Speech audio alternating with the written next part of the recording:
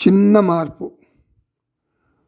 కుంతి కర్ణుడితో ఒక మాట చెప్పింది.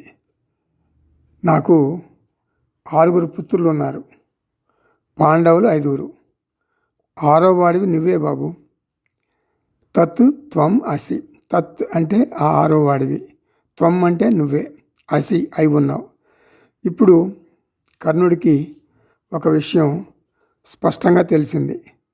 నేను సూతపుత్రుణ్ణి కాదు, నేను రాధేయుణ్ణి కాదు, రాధపుత్రుణ్ణి కాదు, నేను క్షత్రియుణ్ణి, కౌంతేయుణ్ణి అంటే కుంతీపుత్రుణ్ణి. సో ఇప్పుడు కర్ణుడికి ఏం జరిగింది? అపోహ తొలగింది, రాధాపుత్రుడు అనే అపోహ తొలగింది. నేను క్షత్రియుణ్ణి కాదు అనేటటువంటి భ్రమ తొలగిపోయింది. ఇప్పుడు నేను క్షత్రియుణ్ణి అనే జ్ఞానం కలిగింది. శారీరకంగా ఏమి మార్పు జరగలేదు, గుర్తుపెట్టుకోండి. ఏమీ వింత అనుభవం జరగలేదు, కలగలేదు ఏమి వింత అనుభవాలు. అలాగే అహం బ్రహ్మాస్మి, అహం బ్రహ్మాస్మి అనేది కూడా మనసులో నిశ్శబ్దంగా మనకు జరిగిపోతుంది. అదొక చిన్న మార్పు.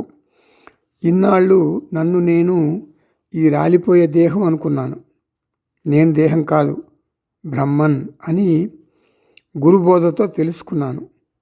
ఇప్పుడు కర్ణుడు తాను క్షత్రియుడును అని గర్వంగా చెప్పగలడు. అలాగే అహం ఆత్మ అస్మి, అహం బ్రహ్మాస్మి అని నీవు గర్వంగా చెప్పగలగాలి. ఇదే ఆత్మజ్ఞానం, ఇదే బ్రహ్మజ్ఞానం.